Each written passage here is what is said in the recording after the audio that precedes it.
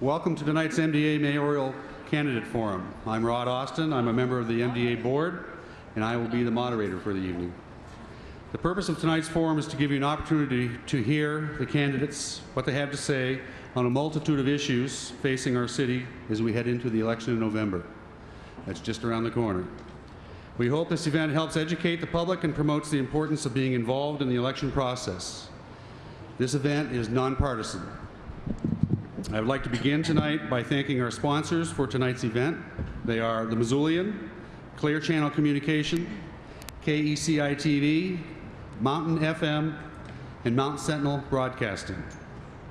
I would also like to recognize the organizer of this event, Missoula Downtown Association, for their efforts in bringing tonight's forum. At this time, I will present to you tonight's format and guidelines. To my left are panelists for tonight. We will meet them in a few moments. We have 6 panelists who will take turns asking questions of the 2 candidates. Our 7th panelist is you, the audience. When it's the audience's turn, I will ask for one of you to step forward and ask a question of our candidates. We will continue rotating through our panelists in that same order with the audience until we have reached, until everybody's asked 3 questions or we've reached 7:30. For those of you wishing to ask a question, here are the guidelines. Your question must be asked to both candidates to answer. The question will be nonpartisan, respectful, and fair. No follow-up questions or comments will be allowed. Each candidate will have 3 minutes to answer each question. I will make sure that they stop at or very close to 3 minutes. So excuse me ahead of time. We will rotate which of the 2 candidates answers each question first. A reminder that my decisions as moderator with respect to these guidelines are final. Lastly, just a friendly reminder to respect all of those that are on the stage tonight. Please respect them as they ask and answer the questions brought forward tonight. Let's make this night a positive one for the political process. Now let's meet the panelists. First, the news director from Clear Channel Communications, Pete Denault. The president of the Missoula Downtown Association, Kim Cleglas-John. The assistant news director from KECI-TV, Jenny Cuglin. The news and program director at Mount Sentinel Broadcasting, Leslie Lotto. Administrative assistant at KMSO Radio, Molly Reese.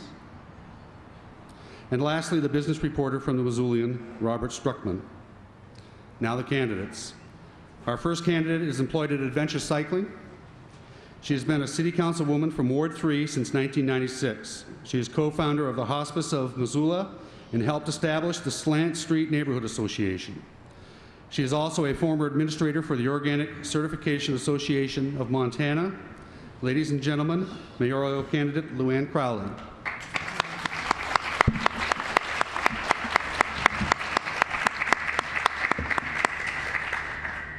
Our next candidate is owner and operator of Engen Creative and Worldwide of Travel. He has been a city councilman representing Ward 1 since 2002. He has been a past board member and president of the Missoula Food Bank and Missoula Downtown Association. He is currently a board member for the Missoula Cultural Council. Ladies and gentlemen, mayoral candidate John Engen.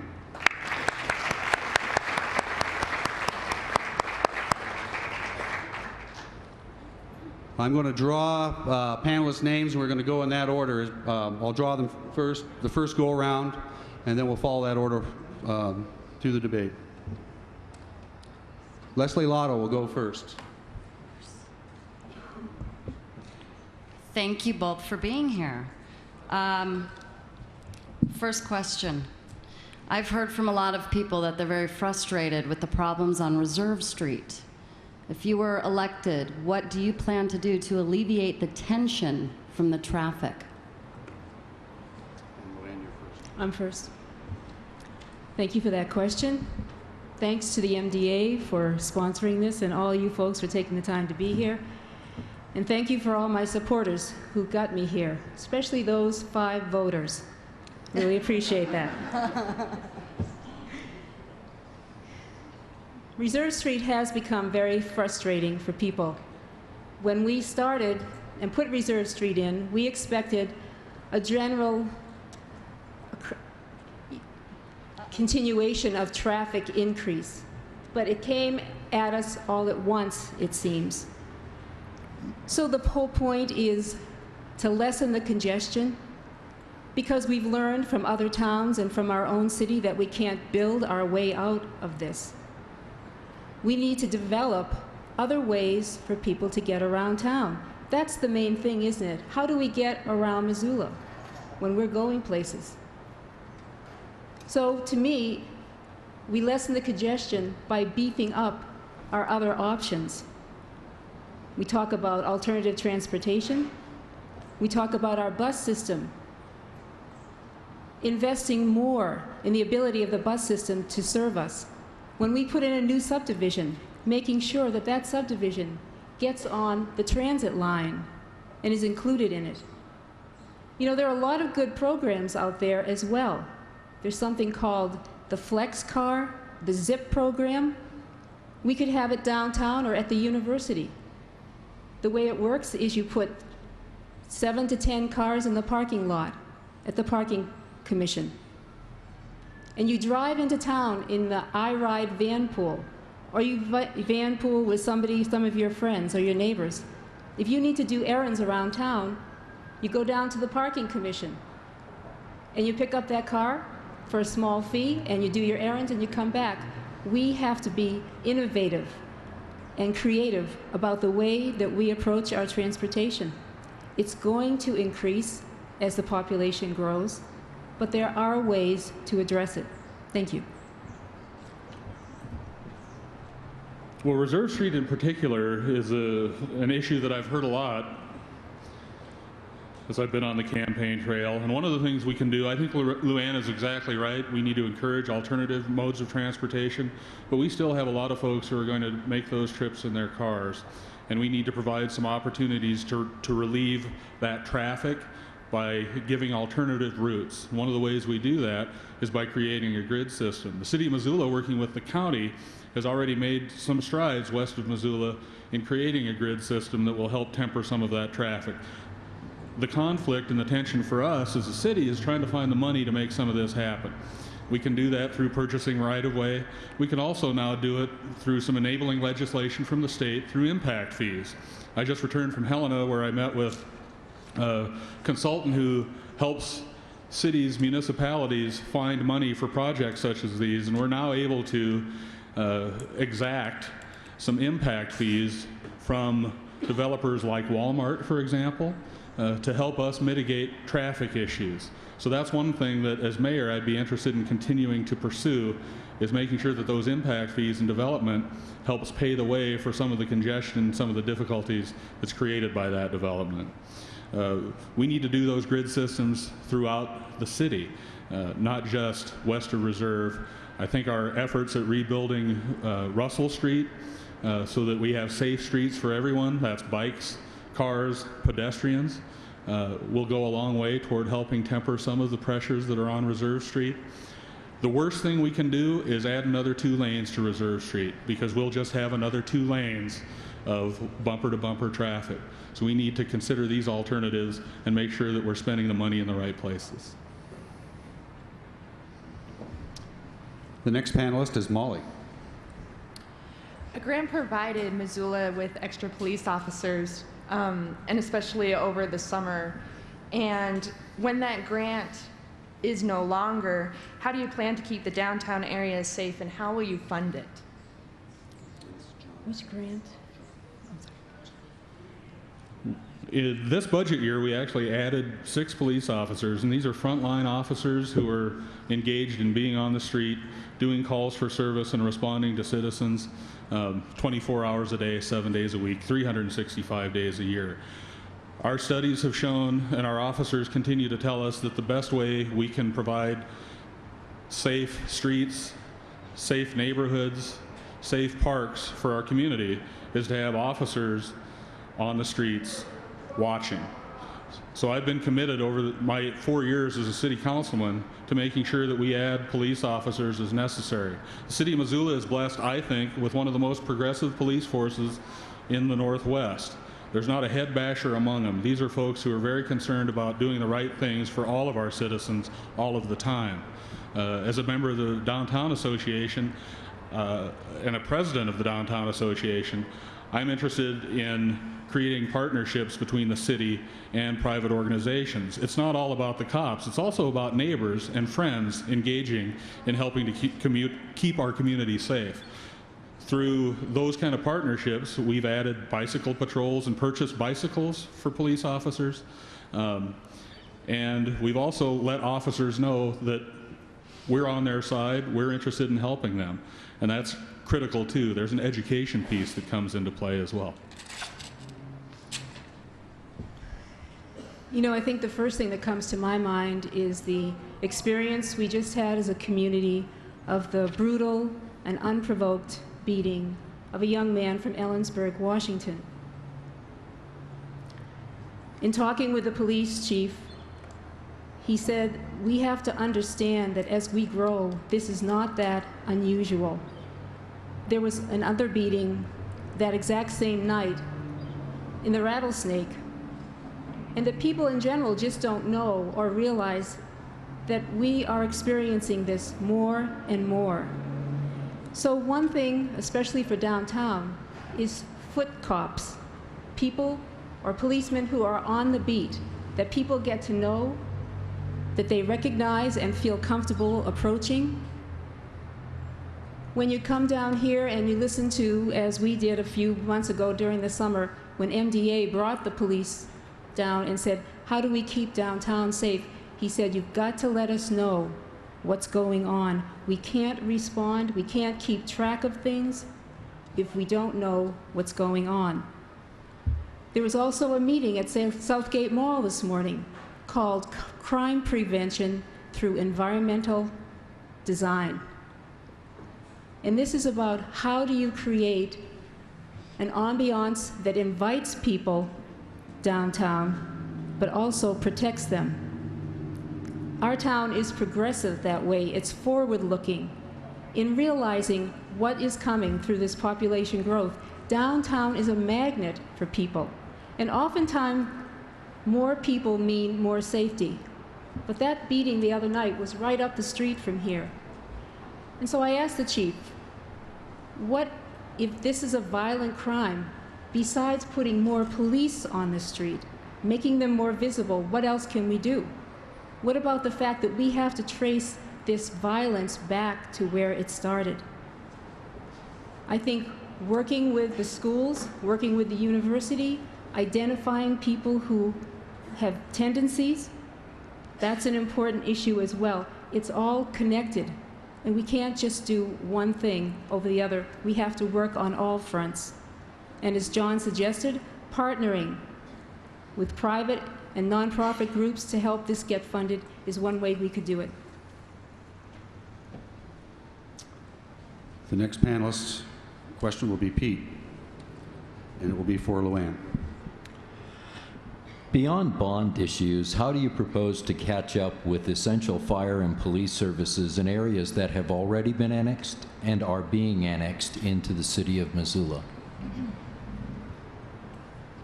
Well, let me address the bond issue first. That's coming up on the ballot in November. Some people say, why am I paying for a fire station up in Linda Vista? Well, as the fire department will tell you, the fire department isn't one station at a time or one place. It's a network of response to not only fires but medical emergencies that happen in our town. So the bond that's building the fire station up in Linda Vista is similar to the bond that built fire station number 4 and fire station number 1 down on Pine Street. We as a community have made that a priority to make sure that the fire department's response is 6 minutes or less, 90% of the time. Beyond this bond, which I know puts a tremendous burden, especially on people who have a fixed income, the city is already putting away money in our capital improvement program to set aside for the future growth out in the Y Mullen Road, because that's where we expect the next fire station to grow. And most likely we will put it in an industrial section. where we won't need to blend in with the neighborhood, and we will be able to build a simpler fire station, which will be less expensive. So hopefully that's how we will take care of those expenses.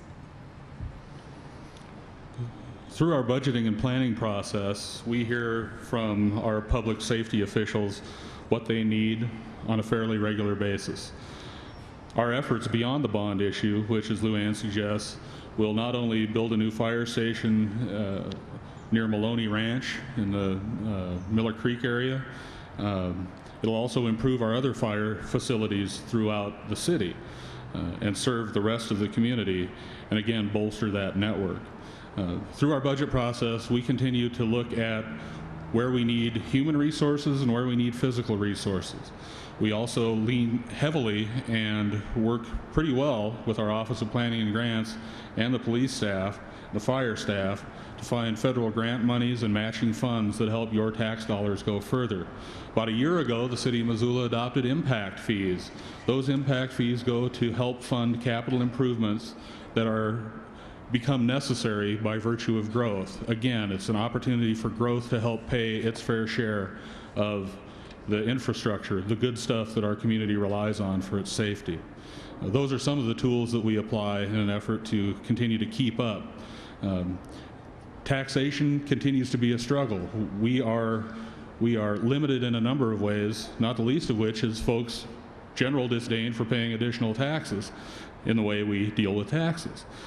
One of the things that we're considering and one of the things that we're working with the state legislature on is having the option locally to control a local option tax so that we can capture some of the dollars that are spent by tourists in our community who also have impacts, and we can apply some of those dollars again to help mitigate the expense associated with public safety. Thank you. Both candidates are getting them done under 3 minutes. That's pretty good. We've been at it a while. Experience. Next panelist is Robert. Thanks. Let's see. Almost every idea mentioned here so far could be instituted if only Missoula had more money. I'd like to hear more ideas on how you would raise money for fire departments, police, I don't know, all these projects. To raise money? Back to me? Yes. Okay. Money, is that? Sure. How to raise money. Well, Robert, again, I think our opportunities to raise money have a lot less to do with property taxes and a lot more to do with our ability to capture some of the value that's added by the amenities that our community offers. Again, a local option tax, which has been applied for years in other smaller communities in Montana, Red Lodge, Whitefish, and West Yellowstone, those folks have applied those funds in miraculous ways to temper the tax burden on the citizens who live there and also to expand and improve their communities. Local option tax is a piece of that action. Impact fees are another piece of that action that I mentioned before. And again, that's a way that growth helps pay for itself.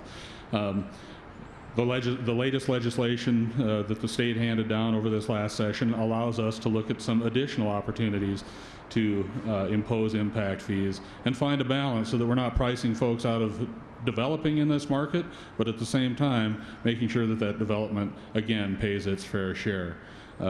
We, oddly enough, don't always tax to our maximum ability. This year we happen to be doing so for a lot of reasons, not the least of which was some unexpected overruns on our aquatics project. But in years past, we've actually been able to give some tax revenues back and not tax to capacity. Another thing we've done, we've instituted over the last year and a half, is a review of our fee structure. Municipalities subsidize fees. Your tax dollars subsidize fees pretty regularly for lots of stuff. In some cases, you're going to be more inclined to want to engage in that subsidy. For example, a kid who goes to a park and wants to play doesn't necessarily have to pay a fee. There's still an expense associated with that activity, but we don't want that kid to have to pay. However, if a builder comes to us and has an opportunity to make some dough by creating something, developing something, we do charge fees for the costs that are associated with that. So again, our fee structure has been retooled to make sure that we're capturing some direct costs and some more direct costs so that taxpayers aren't subsidizing activities that might be inappropriate. I think John did a good job of explaining this idea of impact fees, because we've learned that new growth does not pay for itself. And that if we say, here's a subdivision, those taxes don't come in for at least or close to a year after we've approved it, after it's been built. So we tend to be behind the 8 ball in collecting taxes on new growth. We've raised our fees to better reflect the cost of what we provide for services. The impact fees cover police, fire, and parks. And there are other services that we provide. I guess one of the things we ought to consider then is, instead of trying to raise money, how do we save money? The major expense in the city is personnel, the people that work for you. Those are the people we pay the most. And the biggest expense for them is their health insurance. As you probably know from your personal health insurance, or if you work at a company, the health insurance is going up. Gas prices are going up. Energy costs are going up. We need to find ways to work with other entities, say with the university, with St. Pat's. Start partnering with people to share the cost or find ways that we can pool our needs to get better prices on things. So instead of figuring out how we're going to raise it, let's start thinking about how we're going to save it. And that's where you can start being really creative. We've got really great people. There's an incentive program at the city for good ideas and for saving money. And that's a good way to get them going on thinking about how to save money. Next panelist, Kim. And that question will be for Luann. Thank you both for being here. Would you please both state your position on combining city and county police resources, and specifically how you feel about moving the city police out of downtown, and if you are in favor of that, why? Okay. Right now, the city and county, the sheriff's office and the police department are going through a needs assessment, figuring out what they're going to need for building space, for personnel, for equipment over the next 10, 15 years, and how they might work together. Because right now we share software, we share 911, things like that. My personal feeling, and the feeling of many people that I represent, is we want the police to stay downtown. I feel very strongly. Here we're just talking about the safety of downtown. The police presence here, not only for safety reasons, but for accessibility, for connection to the council, to the mayor's office, to the administration, I think that's really important. I do not favor their moving. I understand that it's very attractive. The county has 4 acres of land out by the jail, and they want us to go in on a public safety building. I think we need to figure out what's important to the city residents, how we can work together and yet maintain that accessibility and closeness of the police to the people downtown. I think in terms of combining city and county law enforcement resources, our best opportunity is to collaborate, perhaps through an interlocal agreement with the county, but I think those departments need to continue to be distinct. I'm a strong advocate for the police department remaining in downtown Missoula for lots of the reasons that Luann has mentioned and that we've mentioned before. There's a cultural issue associated with that, and that is police headquarters needs to be engaged in the rest of government. I don't think we want police headquarters to be an island. Having said that, one of our opportunities is to perhaps again collaborate with the county and with our own fire stations to create some satellite offices. One of the things I'm hearing from officers when I talk to them is their frustration at having to do call for service somewhere in the hinterlands, which could be Miller Creek, for example. They'll do a call for service. They need to come all the way back downtown to do a report, which takes unnecessary time. It's not a particularly efficient use of their time. And I think if we could provide some additional opportunity for them to file reports closer to where they're doing business on any given working day, we might have better luck. Jenny, your question will be for John. I am a former UM student, graduated, now a young professional. When I was a student, I couldn't afford the apartments, and now as a young professional, I can't afford a house in Missoula. As mayor, what role would you play in creating affordable housing? Jenny, because I'm running for mayor, I will buy you a house if that's what it takes. I'm a former UM student as well, and I've faced some of the same issues. The issues are compounded for you and many other young professionals and young families in our community. One of the things that's changed over the course of the last couple of years is that we've built enough rental property, we've built enough multi-dwelling property, we've built enough apartments that we actually have a vacancy rate in our marketplace, which means if you're a slumlord, you're not doing the business you used to do, and consumers, you, young people, old people, anyone who wants a place to live on a rental basis has a better choice and a better opportunity. We have a healthier rental market. I think we need to do the same thing with our housing market. We need to build housing for seniors, we need to build housing for young families, we need to build housing for folks who simply don't have any money. We need to make sure that affordable, safe housing is readily available to our community. It's a difficult goal to achieve. We haven't done a great job of it. One of the things that's divided our community and caused problems is our effort at infilling in the wrong way. I think that the conversations we've had over alley houses have been not particularly productive. I think the conversations we've had about putting houses in core neighborhoods where folks don't want them has not been productive. I've been part of those conversations for 4 years and I followed the law. But I think we can start having better conversations as a community about building and creating housing stock that makes sense for our entire community. That means we redevelop lands that are underdeveloped or need redevelopment. Today, we move west of town, where unfortunately our agrarian land is not necessarily as useful and productive and profitable as it might once have been. We have opportunities to build more homes and create a healthier market. I think we need to continue to engage in that, but we need to do it as a community. I think we need to figure out places where we want to have some density, and I think we need to figure out where we want to do some conservation.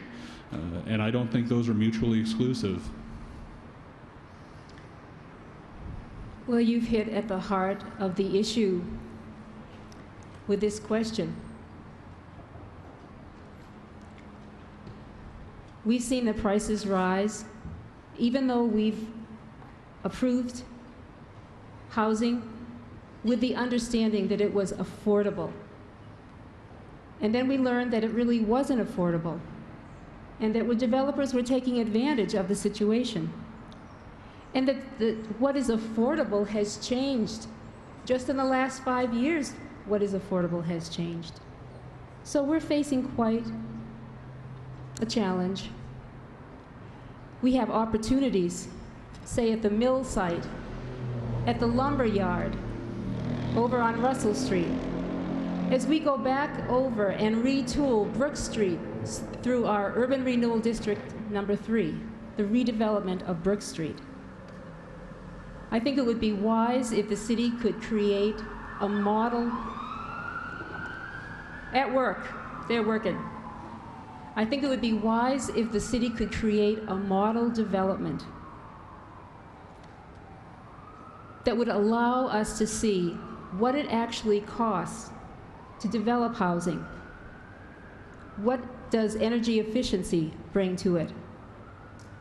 We want density, but what are we getting in return? We need density, but we need the amenities that go with it. It's exciting on one hand because we now have the opportunity through the mill site and the Russell Street project in Brooks. There are things called corridor development where you try to match housing with transportation.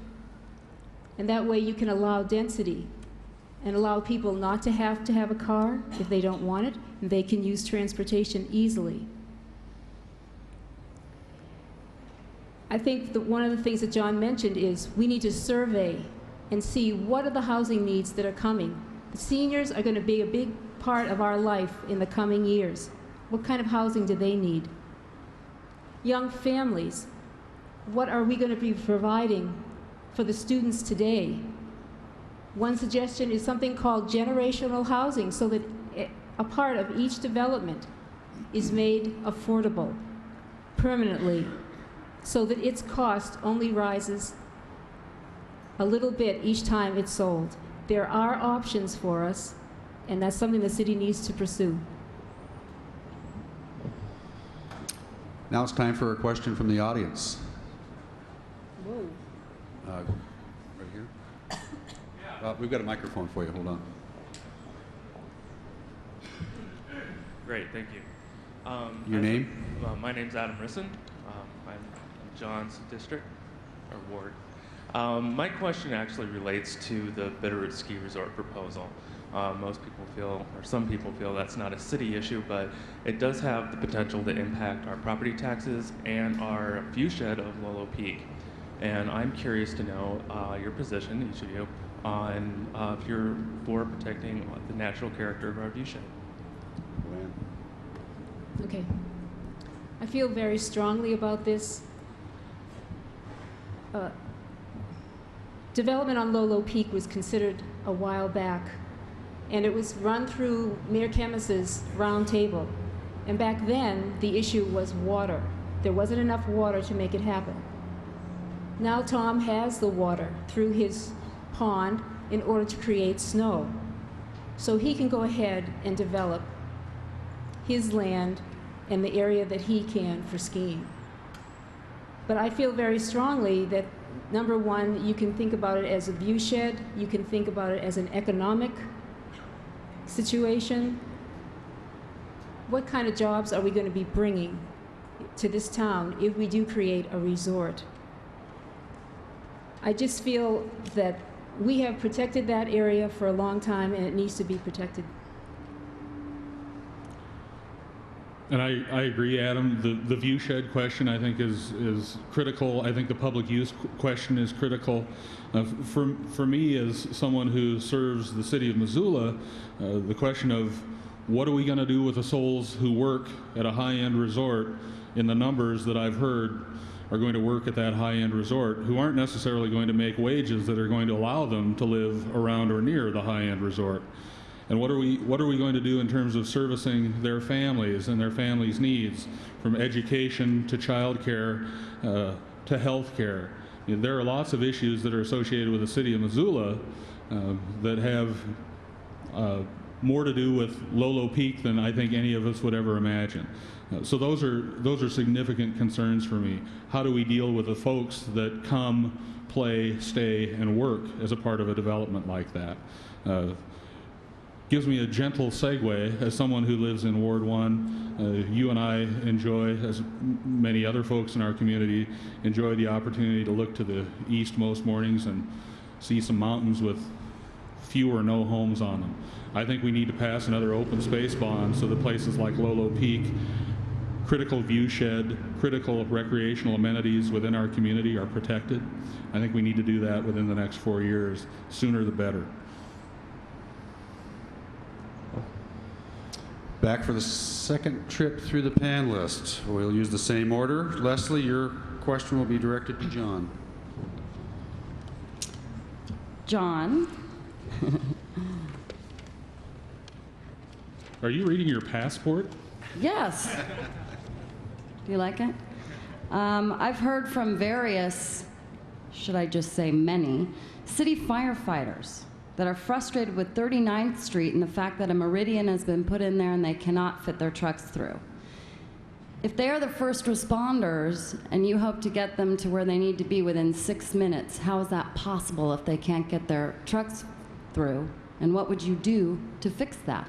As of today, Leslie, as a city council person, I have yet to hear from a city firefighter that they've had difficulty traversing 39th Street. So I'd really like to hear it from those folks, and I would certainly respond to those safety issues because I think they're important.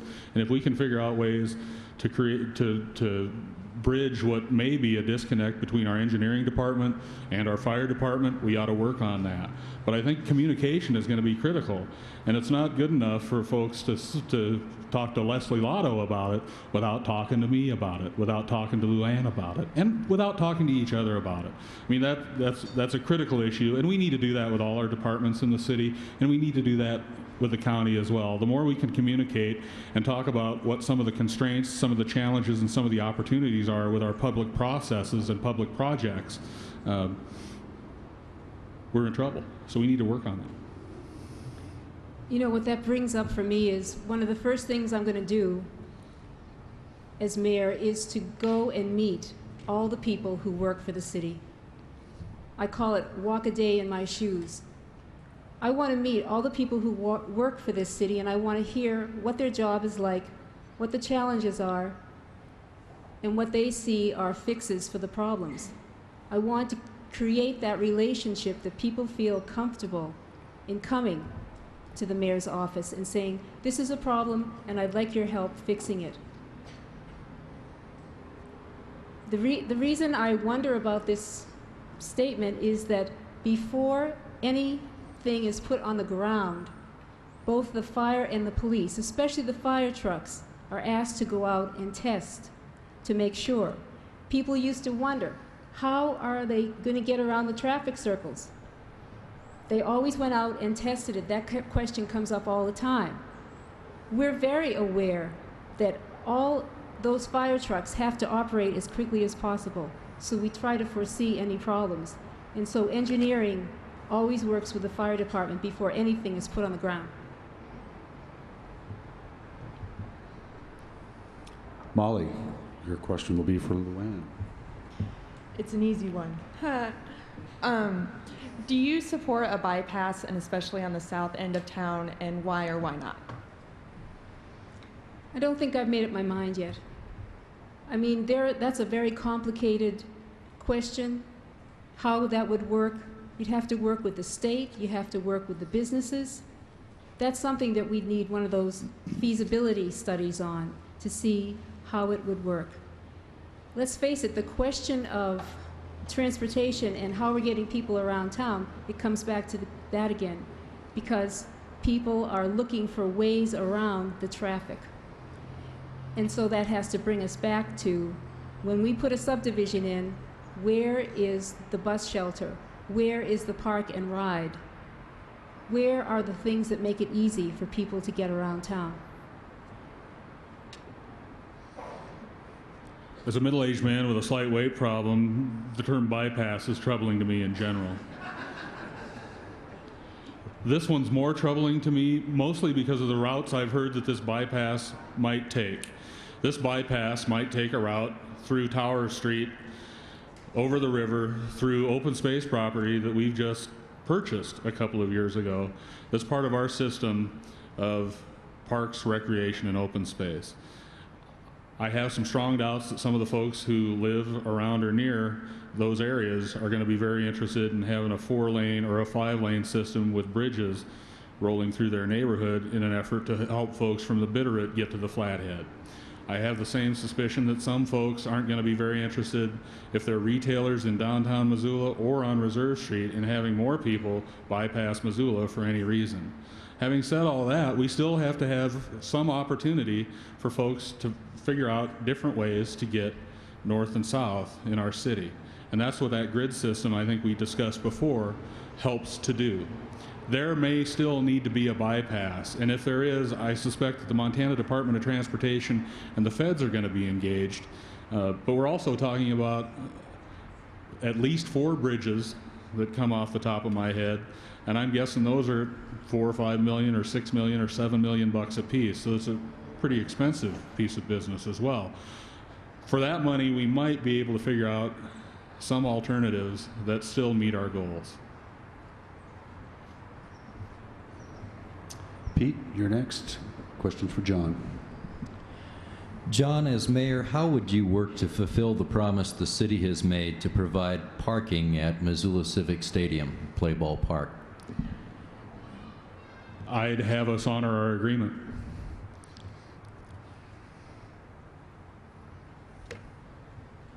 I think you're up, Luann. Well, that's easy to say. I think it's a little bit more complicated than that. You know, we're going to be doing a development, the mill site development. And that land has been owned by the Silver family, the Idaho, whatever they're called. Those folks that own it have owned it and leased it for 100 years, and it's been very difficult to wrestle that land away from them. But finally, Kevin Mitty from Shelter West has a purchase on it. And now we're going to get a chance to see what can be done. And I believe that part of his subdivision plan includes giving place for the Civic Stadium parking.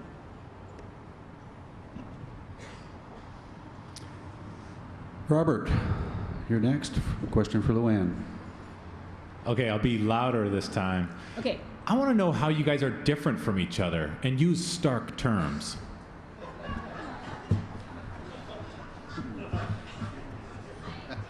Not physically, not physically.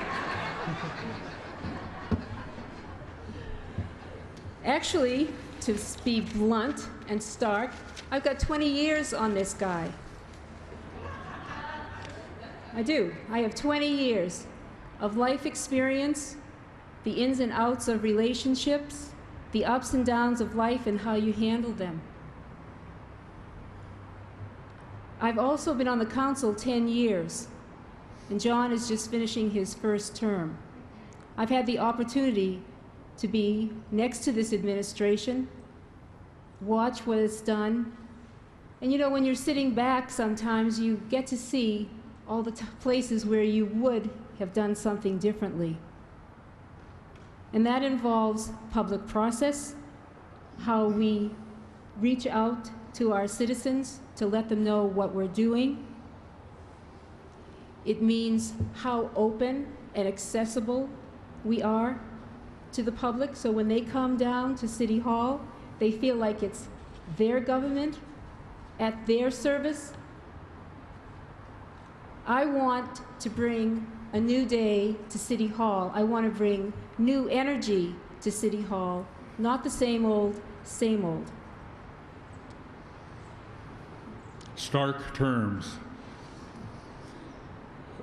Luann has 20 years on me, but I believe this is an election that's about quality and not quantity. My experience is in the private sector as a manager and an owner of 2 small businesses. My experience in the private sector is as an employee working for minimum wage and as a manager supervising 40 some odd people who work 24 hours a day. My experience in the private sector has to do with paying someone else before I paid myself. My experience in the public sector has been as a volunteer on lots of boards, and I do that for the same reason that I entered public service as a city council person. I have an ethic of service and a belief that when we work together without complex agendas and lots of anger, we get things done as a community. That's the ethic I've brought to board service. That's the ethic I've brought to city council. I make difficult decisions under difficult circumstances that aren't particularly popular. Whether it's sewer in the Rattlesnake Valley, which is not particularly popular, but it's something that I believe is important to the protection of our aquifer, to voting against an occupancy standard that I believe was discriminatory and unenforceable. I've made difficult decisions under difficult circumstances, and that's what a leader does. Kim, you're next. Luann will start. Oh, excuse me, John will start. I'm sorry. John. Kim. Obviously, we've talked a lot tonight about growth, and with growth comes more people, obviously more housing, ways to afford these houses. With all of that comes the need for more jobs. in reference to economic development, could you both give me 2 specific examples of how you would both encourage and develop and continue to sustain economic development in downtown Missoula? We have 2 fabulous resources that I believe are underemployed by the city of Missoula, and I just thought of another one. Let's make that 3. I believe that the Missoula Area Economic Development Corporation is a tremendous asset. We're going to a meeting, Luann and I are going to a meeting tomorrow to learn a little bit about some of their efforts on behalf of the community in attracting some jobs. I believe that the Montana Community Development Corporation is another fabulous asset. These are folks who are engaged in entrepreneurial activities, helping small business folks and folks with great ideas but no business experience figure out how to bring products to market, whether it's small diameter timber that used to get thrown away, burned, destroyed, or sent to a landfill, now is a tremendous value-added product. That's a great example. And the University of Montana is a terrific asset as well for economic development.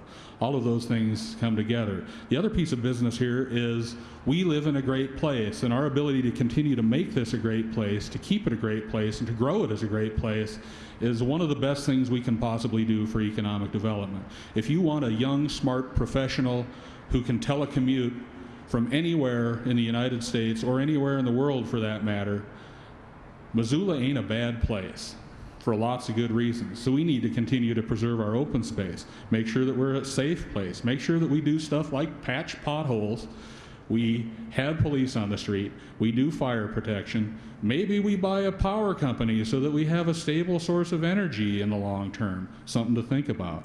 These are all pieces of a puzzle that create opportunities for economic development.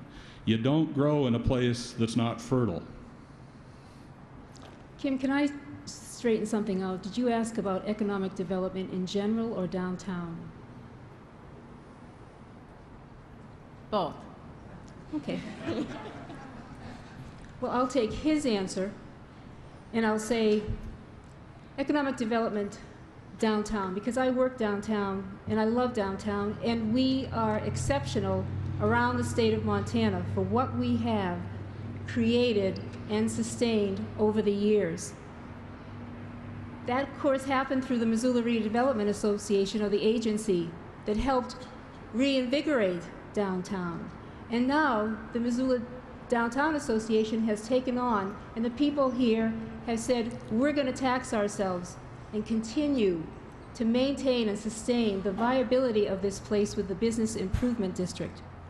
The city of Missoula is part of that Business Improvement District. And I think that's where a lot of our energy as a city needs to go. Yes, we have the World Trade Center, we have the university.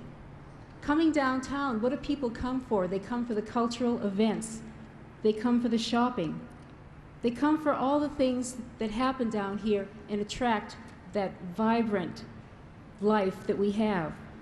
Another way we can do it is bring more people down here by creating housing for families. We need to get, this place used to be a place where you could go to a hardware store. It was like a neighborhood down here. I want to bring some of that back so that downtown always has shoppers and people ready to go to different things right here, so that you live across from St. Pat's where you work. We need to create places for people to live to keep it vibrant as well. Jenny, question for Luann? Recently on my television station, we did a story about the pit bull attack near Chief Charlo School, and it created an unbelievable amount of response from our viewers, more than anything we've done in years. And we've had people on both sides calling for a ban to more control. We talked to animal control officers. They don't have time to deal with it, or the leash laws. Where do you stand on this issue? Well, as Chair of Public Health and Safety, we have invited in the animal control people, the police, the parks people, and all kinds of people, the bike ped department, people who are aware of the situation and who can affect a change. What we've been told by animal control is, statistically, we are not seeing a lot of attacks. But this has raised the question, people do complain to us there are more dogs off leash. And if they are off leash and are ticketed, what are they fined? The minimum is $25. We've heard that in the Forest Service, the man who goes around and checks up at the Rattlesnake or up at Patty Canyon, he only does it a couple of times a week. When he finds a dog off leash, it's $50 right away. So it seems that there is not a lot of desire at this point on the council, although we are still gathering information, to put a ban on pit bulls. This is a dog town. We are tolerant of those things.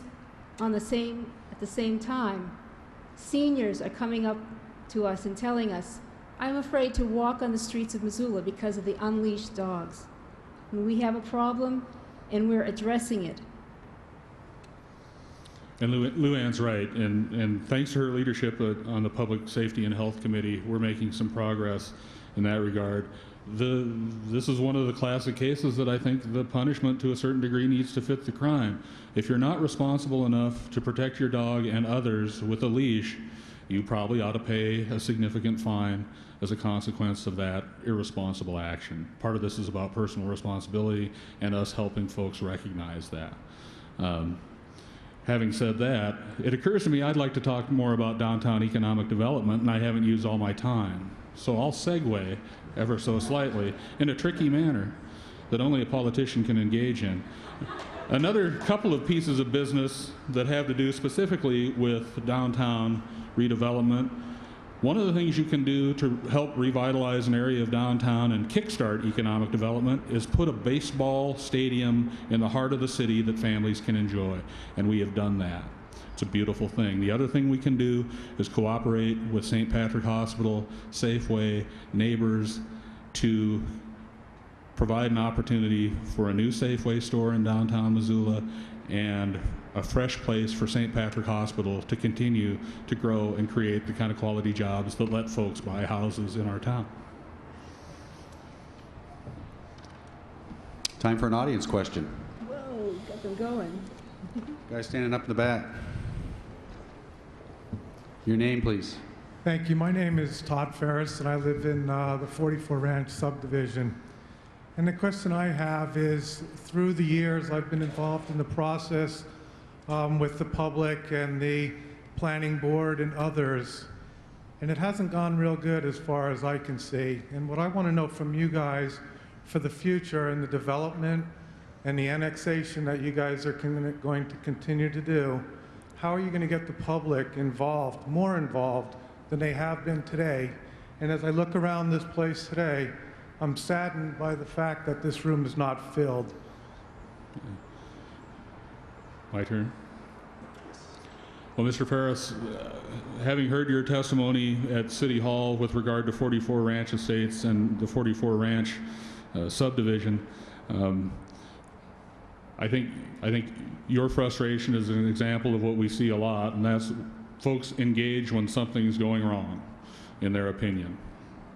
That's when we get them, and that's unfortunate, and I think sometimes that's a part of our process. So the best things we can do, I think, are work on our rules and regulations, and this is something I've been talking about for months now. We need to refine our rules and regulations so that the public understands them, so that our folks who enforce and interpret those rules understand them, and so that the development community understands them, so that we don't kind of trip over each other and lead each other down garden paths that have nothing to do with reality.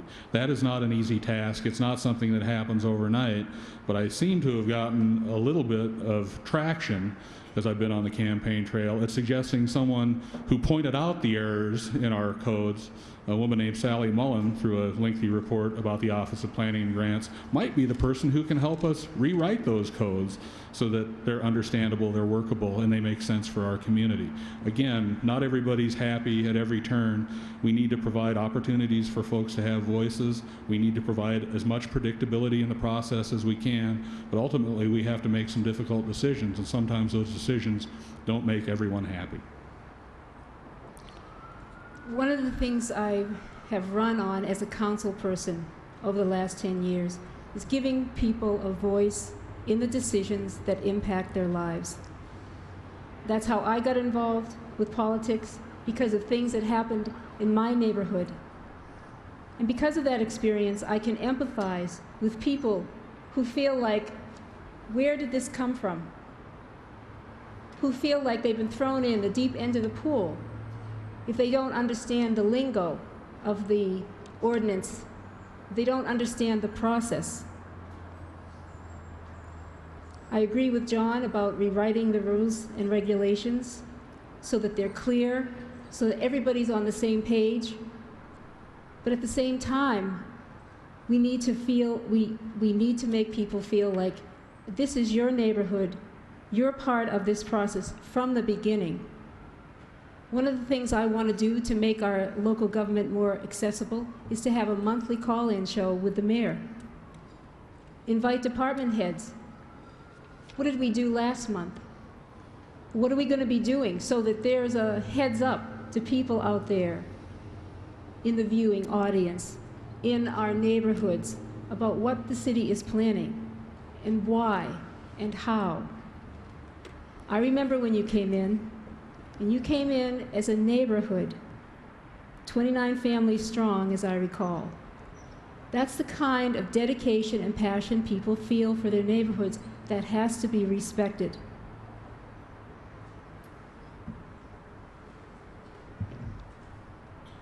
Leslie, you want to start us off again? Love to. Or Luann? I still haven't heard either one of you tell us how you could bring more money to this town. How can you get better paying jobs here? And would you raise the minimum wage from $5.15 an hour so that people can afford houses here?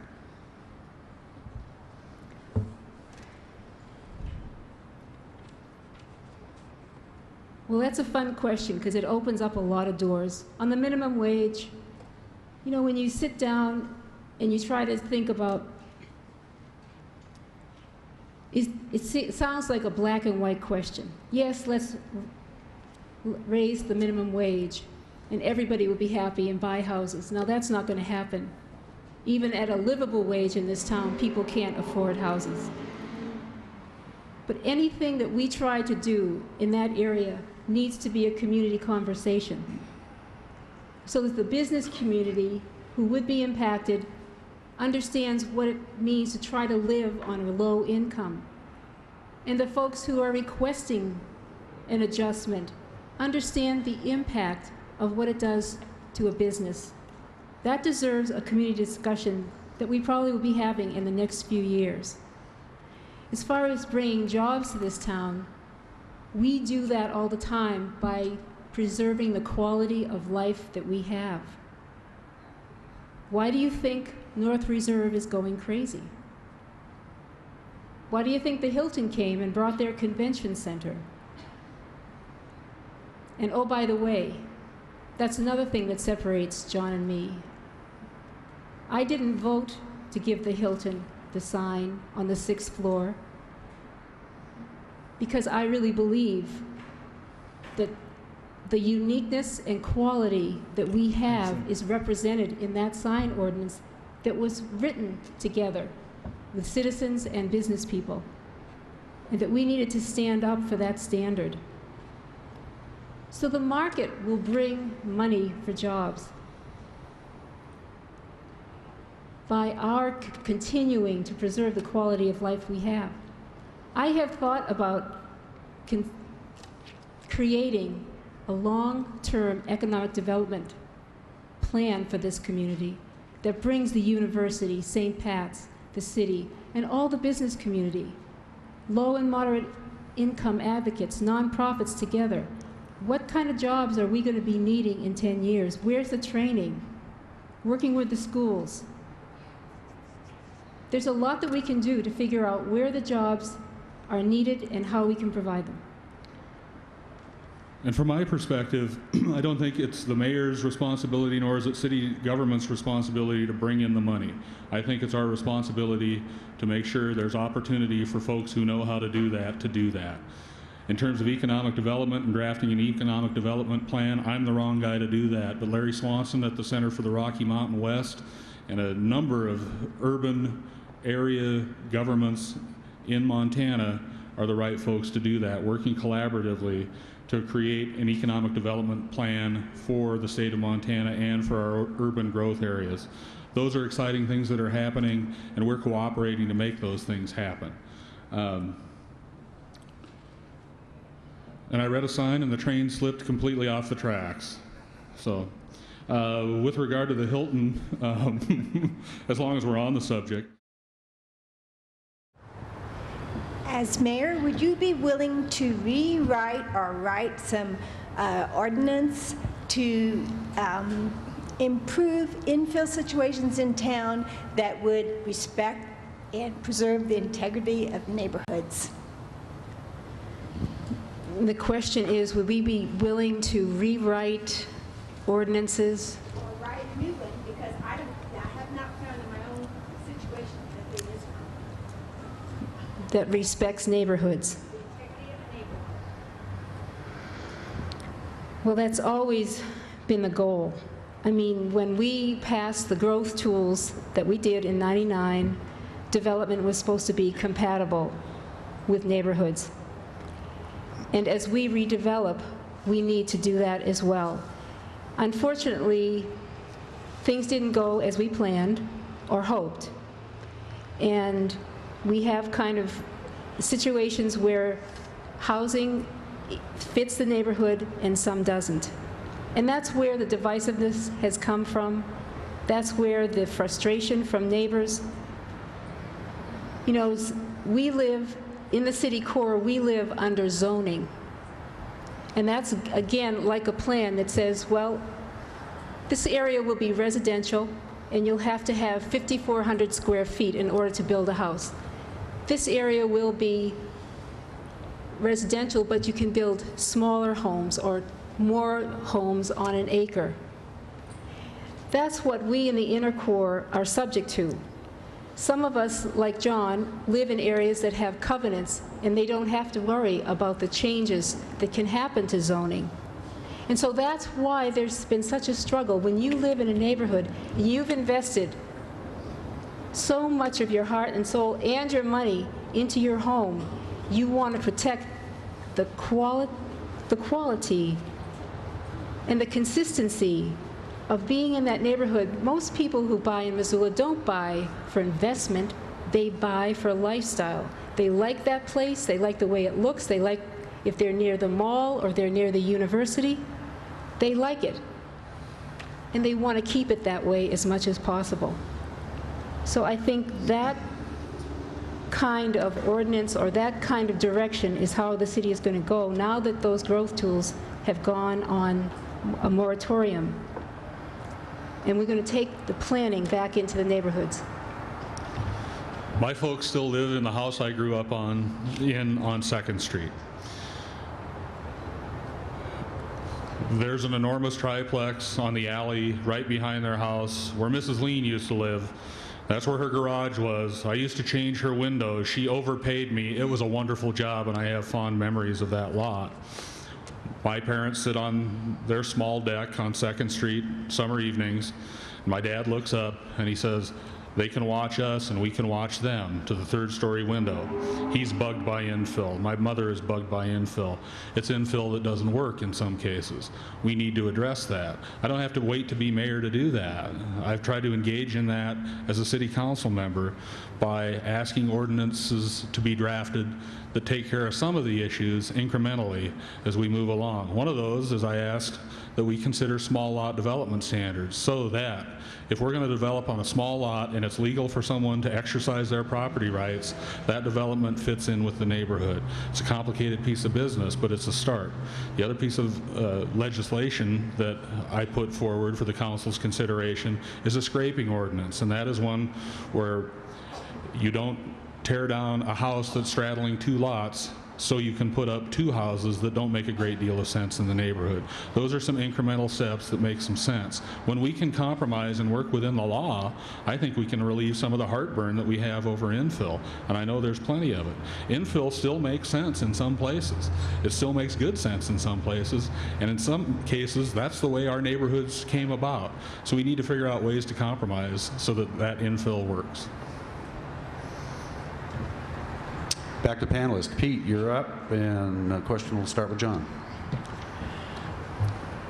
John, what's your position on the Federation of Cities attempting to purchase Northwest Energy, and what potential upsides would this provide, and what potential downsides to both ratepayers and the cities involved in this purchase? Spent about 4 hours listening to members of the board of Montana Public Power Incorporated talk about those very questions, Pete. The upsides are these. If the cities can pull this off, Montanans will have local control over the distribution and transmission of electricity that comes to their homes and businesses. That's local control that is not in place now, that was in place to a certain degree with Montana Power, because lots of the shares of Montana Power were owned by Montanans. The folks who are owning the shares of what's Northwestern Energy now in bankruptcy have very little interest in what you and I think about our rates. They have a lot more interest in making a buck, and that's part of the way this stuff works. So I think we have some real opportunity if we can do a number of things. First, debt financing of about $2 billion is complicated, and I don't know if we can do it. Second, I don't know if the public regulators will buy our plan necessarily. That's another piece of business. Third, we don't know if Northwestern shareholders will accept the offer. If they do, however, there seems to me to be a tremendous opportunity for us to have some say in our energy fate over the long term. The second piece of business that comes from that is an opportunity to actually create some supply as well. That seems to be the missing link that concerns a lot of folks. If you just buy the wires and the way to get power from point A to point B, but you don't have much control over the supply, you're not in great shape. I generally think that the market works pretty well, but this is a utility that's a natural monopoly. And under these circumstances, I think it's regulated, and we can probably do a better job of keeping these resources available for Montanans over the long term. It's attractive to think that we could have some control over the energy that we need. But mostly at this point, I'm seeing the downside. I'm seeing, first of all, that this is a private corporation. When the council approved this, we were not allowed to make any changes to the agreement among the cities. We had no input, and the public didn't have any input. So this is a closed corporation that is making the deals for us, and we have to trust them. We will be taking on incredible debt, and it's called being a captive ratepayer. There's no place else to go but us to pay the rates that whatever will come. And while we may have the transmission, we will still have to buy the power on the open market. So that's a big hill to climb in order to have control over our fate. I think it's a brave move, but I don't know how smart it is. Audience question, right here.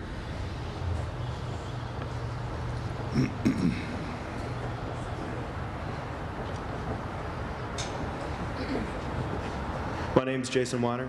I had a question about mustering the political will to refine the zoning and building regulations. It seems like there's been sort of like an overhaul proposed in the past and it went nowhere, so where are you going to get that will from? Well, I think you have to take it piece by piece. And you have to involve the neighborhoods. We have to have planning that starts from the ground up and not from the top down.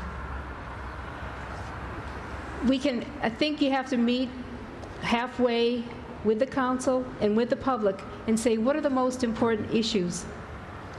What are the things that give us the most heartache or heartburn?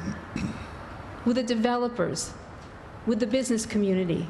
I mean, our regulations cover business and land use, all kinds of things. So we need to identify the things that give us either the greatest problems and start there, or the ones that make the most sense, ones that would ease the divisiveness or ease the angst in the city. We could start with the sign ordinance. We could start with any number of things, but I think that has to be a common decision. And we have to bring in people who are expert in this so that we end up with simple ordinances that make sense to both the people who have to follow them and the people who have to live with their impacts. I believe that perfect is the enemy of the good, and that as a legislative body, our city council has worked long and hard at making things perfect, but we haven't gotten very far in terms of making things good. So we struggle and we tweak and we don't quite get there and we can't find compromise, and this is a process that I think is all about compromise, and I think this election is about electing people who understand the value of compromise and practicality. And I think that's the piece of political will, Jason, that you're thinking about. Compromise, common sense, and practicality really need to come into play here. And I think people have a legitimate expectation that we'll engage in all of those things. We have done some things very recently to try to address some of those questions that we don't always have to make huge changes to make things better. For example, we started last week working on a landscaping and buffering ordinance. This is a piece of business that the council worked on for months and months and months. Kent can attest to that. He sat in meetings for months and months and months. We created an ordinance, 12 some odd city council folks, a staff planner with participation from the public, sometimes limited participation from the public by virtue of attrition. And we put this piece of business on the ground. It doesn't work as well as we had hoped on the ground. And now we're having another look at it to see if we can make it better, again, engaging those folks who actually have to apply the law in their daily lives.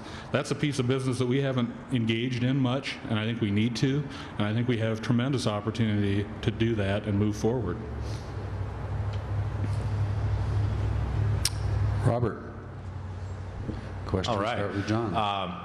So, yeah, I want to know why there's no sidewalks, or hardly any, in the Franklin School Neighborhood, River Street. What's up with that? You guys are on the council now, and if you're the, mayor, what are you going to do about it? You ask your questions with such dramatic verve. Couple of things. One, as a city councilman, I supported the neighborhood's efforts at creating an infrastructure plan in the Franklin to Fort neighborhood. I would continue to support that effort as mayor. The reason those areas don't necessarily have some of those amenities is because they were built in the county under different circumstances at a different time under different rules. Times have changed, and we need to update those systems for those folks in those neighborhoods. They come at an expense, so I think it's very important that we engage the folks who live in those neighborhoods in planning that and explain clearly what the expense associated with the benefit might be. How's that? That's a start. Okay. Do you live in the Franklin to Fort neighborhood? Can you tell? Oddly enough. Well, John's correct. The reason that they don't have sidewalks is because these were areas that were annexed. And when they were built, way back when or whenever, the county did not require that for them to have sidewalks. And so as a result, both the Franklin to the Fort and Emma Dickinson area have worked internally among themselves to come up with their own infrastructure plans because they desperately want and need sidewalks and infrastructure. And so what happens is when you have development, say on River Road, the developer comes in and asks for a variance, saying, well, if I put my sidewalk in, but nobody else has to, it's going to be kind of weird. So what we do is we say, you will not be required at this point to put a sidewalk in, but when development is finished, the city will be putting sidewalks in, and you will be required to be part of the payment plan that makes that happen. So they are coming, and the people who have benefited from that development will be part of paying for it.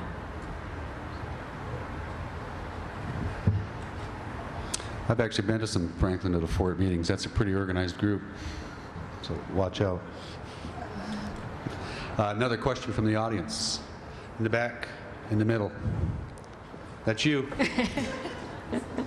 I'm just trying to make Julie run back and forth. Hi, my name is Carrie O'Haron, and I work in the downtown area. And I think Missoula's unique to Montana because we're very tolerant of a lot of things that a lot of other places in Montana are not tolerant of. But I think we're getting to the point where our tolerance is compromising our safety and commerce downtown. And I'm wondering if either of you would be in favor of reinstating the law that was previously on the books against panhandling and loitering. Matron, well, you know, the way I'm going to respond to that is just exactly what I learned this morning, as a matter of fact, at this crime prevention through environmental design. And what they're talking about is what supports safety, what supports crime. And what you do is you learn the techniques, the way to build and create infrastructure or amenities that support people coming together where there's lots of people so that crime doesn't happen. Say, for instance, on the other hand, in Caras Park, we made an extreme effort to make sure that there were no panhandlers, no drinking. We worked really hard at that, but it was displaced to McCormick. And the park department then came along and had to work with what was going on in McCormick Park. It's almost as if we didn't realize, although some people told us, you're just going to move it, and we did. So you have to figure out what supports crime. And people tend to gather, say for instance at we learned today, we have experienced a lot more vandalism at the North Side crossing recently. And what the police are saying is that once the 316 mission opened, there was a direct link between what was going on there and going on at the North Side crossing. These are folks that are transients. They're people who are homeless but actually live in Missoula. So as far as addressing their problems, that would help in the crime as well. And at this point, I wouldn't be in favor of reinstating that. I would like to work to address it in other ways. Discussions, Karen, with the city attorney have suggested that loitering and panhandling ordinances for cities like ours don't generally hold up in court, so we've been reluctant to try to draft such ordinances. So one of the things I think we've tried to do, and we've worked in close cooperation with the Downtown Association, and I had nothing to do with city government at this time. When I was a board member of the Downtown Association, we worked together with police, the city, the county joined in, and several agencies around town to create a program called Real Change, Not Spare Change, that was in part education. We talked to folks about the fact that if you're giving a quarter to somebody who asks you for a quarter, they're not using it to buy a cup of coffee or food. In many cases, they're using it to enable their drug problem, their alcohol problem, whatever their problem is. Our mental health officials, I'm sorry, our mental health professionals and our relief agency professionals suggested giving money to these folks is just a bad idea. Direct them to places where they can get real help for their real problems. That's one of the things we work together to try to do. I think this is largely about education, awareness, and making sure that we call our police every time we need help with something like this. And I know that's a pain for citizens, but that's part of the responsibility that I think we need to take if we want to correct some of these difficult problems that tend to be constant. Kim, for John. The Missoula Redevelopment Agency Urban Renewal District 1 sunset in June, and with that sunsetted millions of dollars with it for downtown. How would you as mayor, irrespective of the business improvement district, protect the downtown and fund streetscape projects, and how would you also raise funds to revitalize the downtown area as the center of commerce? In other words, how will you continue on with what the MRA has done over the last 20 years? Well, without respect to the Business Improvement District, which I think showed tremendous initiative and leadership on the part of the Missoula Downtown Association, this is another place where I think a local option tax can really come into play and have a huge impact. I think it's important to remember that the Urban Renewal District and the money that came from that Urban Renewal District was tax money that folks downtown paid. I mean, this wasn't something that government magically created. You all created that magic through investment, through entrepreneurship, through innovation, and through dedication. And I think we can continue to encourage those activities in the way that we have, pardon me, for years downtown. Specifically, another thing that government can do is, if we're going to have municipal court, we ought to have a municipal court downtown. I think there's a pretty good spot for one, but I didn't win that fight. We can, however, look at providing opportunities for our government to continue to operate and thrive downtown, which helps create energy. It's all about having live souls doing live things at all hours of the day. That's what makes a downtown vital. That's what I think makes any retail area vital. If we can, too, encourage continuing retail on the ground floor and residential upstairs. The more concentrated the souls, the more volume, the more opportunity. I agree with a lot of what John has said, and I'm thinking about the development that's going to be happening at the Fox site. We're going to be bringing in this performing arts center. There are already plans to create residential and mixed-use areas over there. I see that as a continuation of the downtown, where we're bringing in, I'm thinking of areas of cultural expression, areas where the folks are having a hotel mixed with, I'm sorry, I can't think of the word, retail. So that downtown is now a corridor. And by developing that area, it brings people downtown as well. I think creating more celebration downtown, like for instance our birthday. Our birthday is March 8th. When was the last time we celebrated our birthday? We're 123 years old. This town likes to party, and we need to create more opportunities for that kind of celebration to happen. I think supporting and promoting cultural activities downtown also helps bring people. You guys have done a fantastic job, and I think the city can work with you. There's no reason we couldn't have a small business advisory council to the mayor's office to find out what businesses need. If we know what people need, then we can address their concerns. Audience question, right here.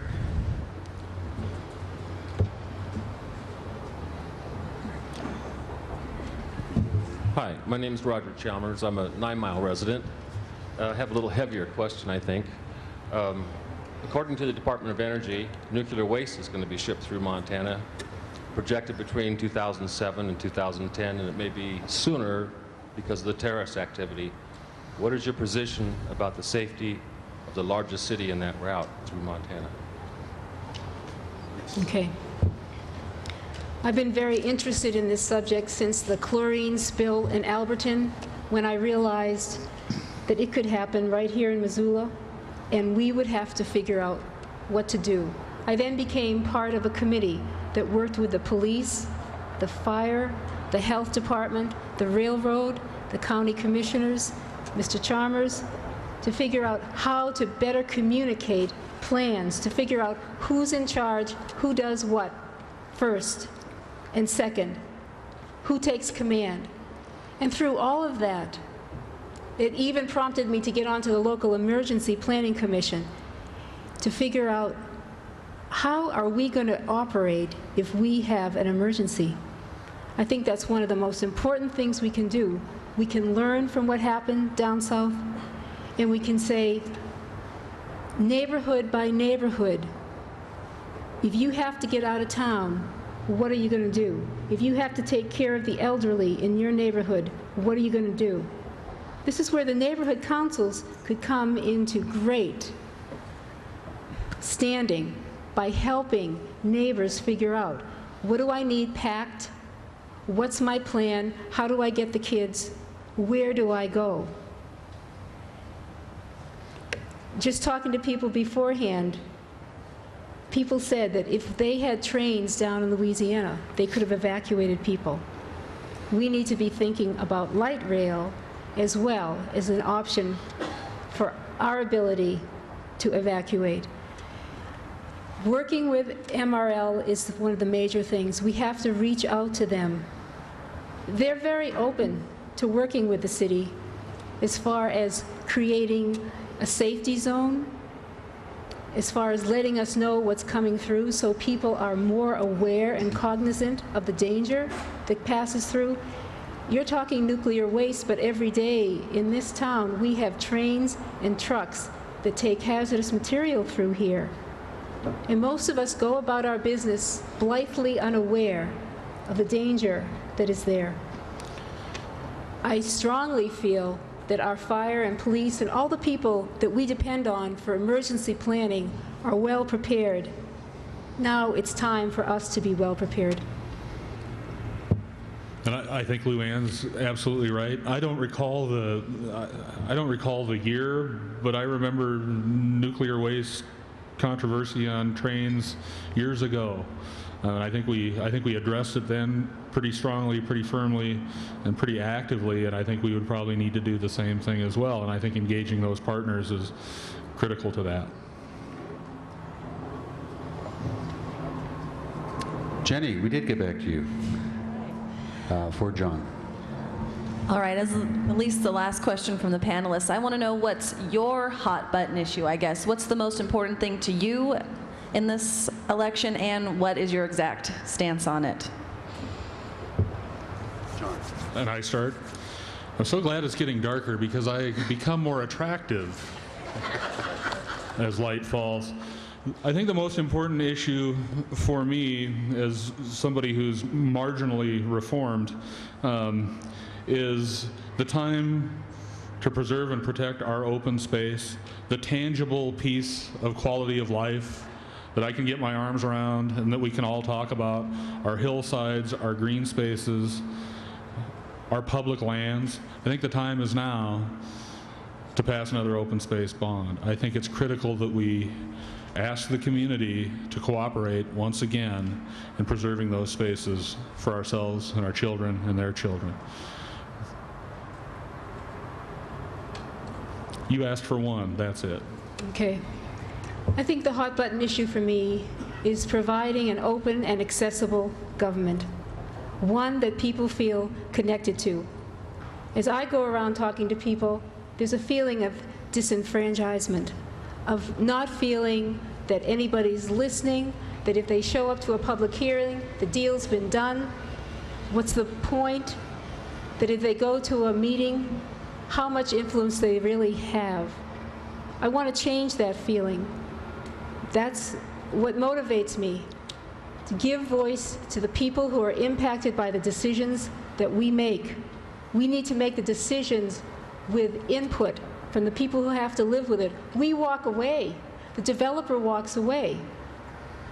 And then everybody else has to live with it. So that has to be one of the main things that we do. So when you are sitting there left with whatever's been decided, that you feel good about it if you can, or if you don't, at least you know that your voice was heard and respected. An audience question. Right here, Marshall. My name is Marshall Delano. It occurs to me sitting here tonight that this has been Salish territory for thousands of years, and yet I look around Missoula, I don't see any Indians on the city council, I don't see any on the county commission, I don't see any Indian judges, I don't see any Indian policemen, and I don't see any Indian bank tellers. If you're elected mayor, what could you do, or what would you do to try to improve the opportunities for American Indians in Missoula? Thank you. I have already sat down with a representative from the Indian Peoples Center and talked with her about her support for me and what that would mean. And as I mentioned the other night at a forum, I would recruit Native Americans for employment in the city. That's the place that I can make an impact. I would bring them in and say, how can we make you a face of this city? How can we bring you in to the lifestyle that we have? I think it's a major issue that, as you say, we sit here on this land, and when I talk about a birthday celebration, I'm talking about celebrating our heritage, and that includes all the people who have lived here. So I would make that one of my priorities, to include Native Americans in as many areas as possible. I know that the police department has tried in their recruiting process to do this, and I would encourage that in every department we have. And I would continue to encourage the same activities, Marshall. And I'd also work to make sure that we're not excluding anyone either as part of this process. Our jobs, our community needs to be attractive to all people, and we need to include all people in every way we can. It's not always easy, and I'm not sure government always does a great job of figuring out ways to do that. But to the degree that we can make sure that our processes are fair and that everyone has equal access, I think that gets us a long way toward providing some of those opportunities that you're thinking about.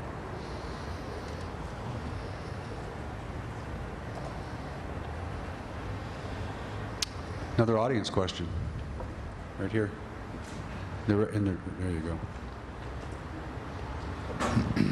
Since you've both been on the council with our current mayor, how would you, if you were to make out a report card, instead of talking about what will happen, how would you assess what has happened during your term with our current mayor, and what would you do differently? Let me start. Let's see. We ended with you, yes. Okay. I think the main, what would I do differently, or how would I assess the mayor?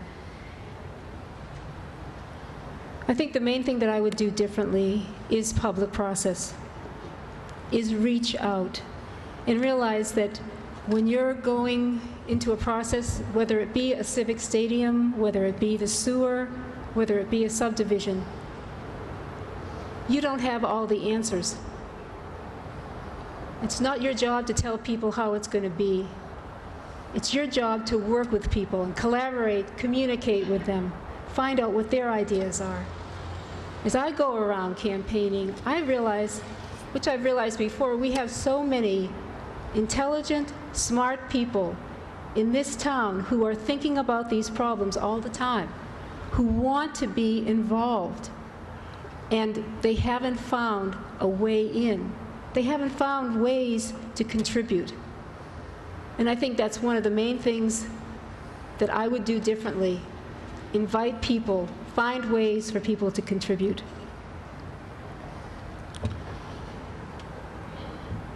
When I think of Mike Cadis's term as mayor, I think of a person who was engaged in bringing a big town to the status of small city, and I think that's a pretty difficult process. I think the next mayor's job will be to help us get comfortable wearing these small city togs, and I think that'll be complicated as well. We need to get comfortable in our own skin, and we've suffered from, I think, some pretty tough growing pains, but I have tremendous hope that we can work together to overcome that and to kind of figure out how we want to move forward as we grow. The mayor has shown, I think, leadership on a number of fronts, not the least of which is helping us get a baseball stadium in downtown Missoula. That was a piece of leadership that the mayor took on, made happen with the cooperation of a lot of folks. I think otherwise we might have had a baseball stadium out near the airport that was inaccessible to lots of folks, and instead we have a great again, community asset and amenity in downtown Missoula. I think the mayor's worked diligently to make sure that we have professional staff. He has worked diligently to make sure that we have balanced budgets and budgets that are responsible. And I think those are important professional pieces of this puzzle that a mayor needs to continue to provide to our community.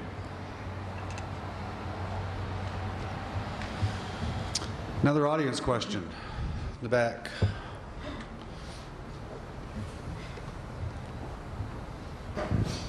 We're going to look at city-county consolidation in the future as we have in the past.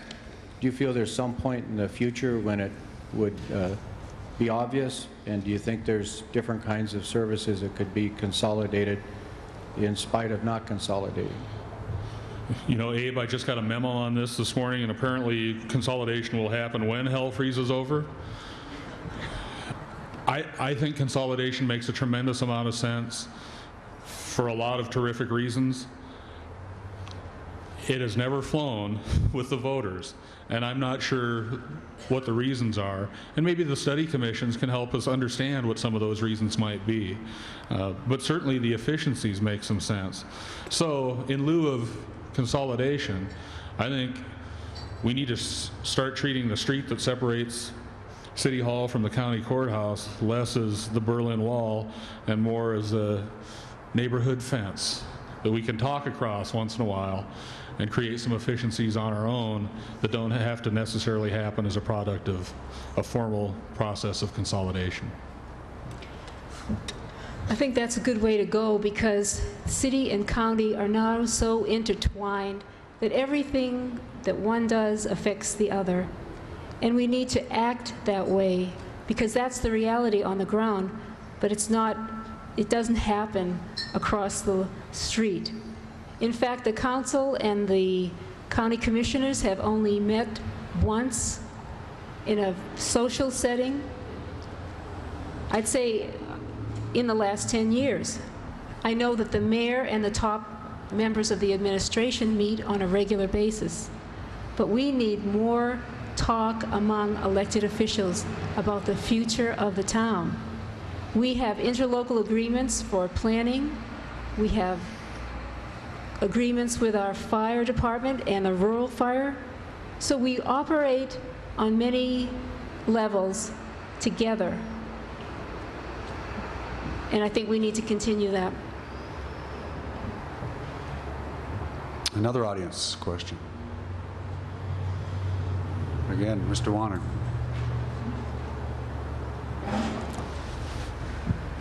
Sorry for hogging the mic here, but with the future development of the Y. Mullen plan, what are you guys going to do about the infrastructure that needs to be built first before we can continue the growth out there? Mullen Road cannot handle it, Reserve Street can't handle it, and I don't think Broadway is going to handle it. So I wanted to know what you guys would do to lessen the burden. Well, I'll go first. Number one, any development, as we have said before, we are trying to push through streets that take the pressure off Mullen to connect to Reserve, to connect to Broadway. That's one of the basic things we can do. Even the highway department has asked us not to develop anymore till we have an infrastructure plan. We are putting some sort of pressure on our planning office to come up with an infrastructure plan just for that corridor, because it is so intense there, and development keeps coming in on a continuous basis. I think we really have to, sit down with the commissioners. They're helping to approve subdivisions out there. We are. And we have to work with the developers to make sure that when they put something in, they find alternate ways out of that subdivision instead of just Mullen Road. And west of town, we actually have sat down with the county, and we've adopted a transportation plan and a grid system plan for that part of town. Pardon me. And we're actually having some success in implementing the plan, which is wonderful. And a little bit surprising given our planning process sometimes. We feel like we're a little bit ahead of it. And there are a couple of pretty good-sized arterials that are in place out there. We're working with landowners to provide us right-of-way, that is the streets, the opportunity, and I think we're making some pretty good progress through that process. Unfortunately, the MDT, Montana Department of Transportation's take was we just stopped doing subdivisions. Well, we can't just stop doing subdivisions, and I'm not sure that MDT necessarily had a good look at what our plan was. I think once the spokesperson for MDT in this case understood that plan, he was a lot more comfortable with where we were going. We still need to figure out those ways to pay for that, and again, those impact fees come into play. And we can do lots of things, I think, to leverage transportation dollars as well on the federal level. It's interesting, yesterday, pardon me, Roy Brown, a state representative, suggested that the state of Montana repeal its gas tax. That's about $15 million a year that the state uses for the improvements that make our transportation systems work. So it doesn't make a whole lot of sense to me. In fact, maybe we should be having conversations with the state to talk about some of those user fees and adjusting them accordingly. This will be the last audience question. In the back here. Yes, I've been very concerned lately about... Could we have your name, please? My name is Emmett. I've been very much concerned about the level of poverty here in Missoula. We have low wages, we have minimum wage, we have a lot of poverty, high rents. Would you support a living wage, one that adjusts itself to inflation, high rent, that sort of thing? Also, do you support community access television and freedom of speech? And with some of the debates raging in the public schools, would you support such like intelligent design being taught in the classroom and prayer in public schools, this kind of thing? Thank you. I'm just getting all those down.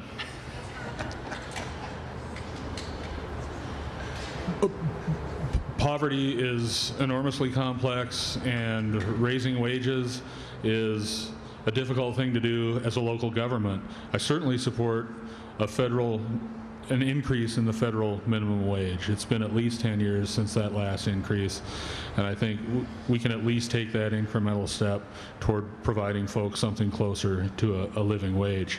If someone were to present a living wage ordinance to me in Missoula, off the top of my head, I would tell you I'd have some difficulty supporting it, because I don't think that our market necessarily always bears up to that in every instance. So there'd have to be plenty of conditions associated with that, and I'm not sure that I can envision what all those conditions are. Do I support MCAT? The city of Missoula, through its franchise agreement with our local cable provider, is what supports MCAT. Freedom of speech, yes. I support freedom of speech. Intelligent design, there's a reason I didn't run for school board.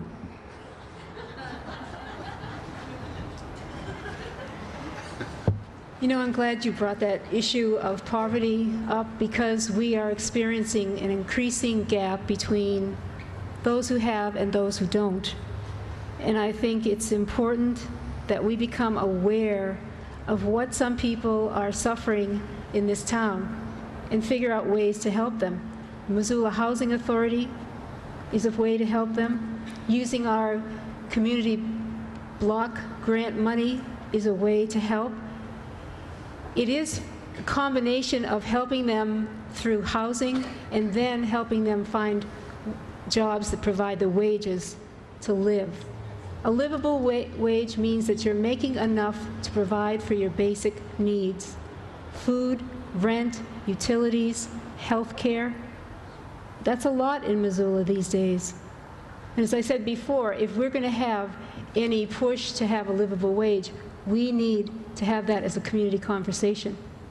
I, too, support raising the minimum wage at the federal level and then working to bring that here to Missoula. I've supported MCAT for a long time, and I've been very excited to know that MCAT, we now have what we call a government or a civic channel as well. This is going to be exciting for Missoula because MCAT now is going to be free to focus on community subjects. The government channel will talk about strictly what goes on in the government, cover city council, cover the health board. It will bring the way the city works into your home. And it will also bring things that happen at the university into your home, things that happen downtown that are culturally exciting. It's a whole new experience for Missoula, and I'm excited to support that. I too am glad that I'm not on the school board. Thank you, John. Thank you very much. I've been on a school board, and you're right. That concludes tonight's mayoral forum. I'd like to thank everyone in the audience for coming. It would have been nice to have 6 times as many, but I thought it was a pretty good turnout. Thank you very much. Special thank you to the candidates. I thought they both did a great job. And thank you to the sponsors, the MDA, and the panelists. Very good questions. My suggestion is that you talk to your friends and neighbors and make sure they're registered, and go out and support the candidate of your choice on Election Day. Have a good night.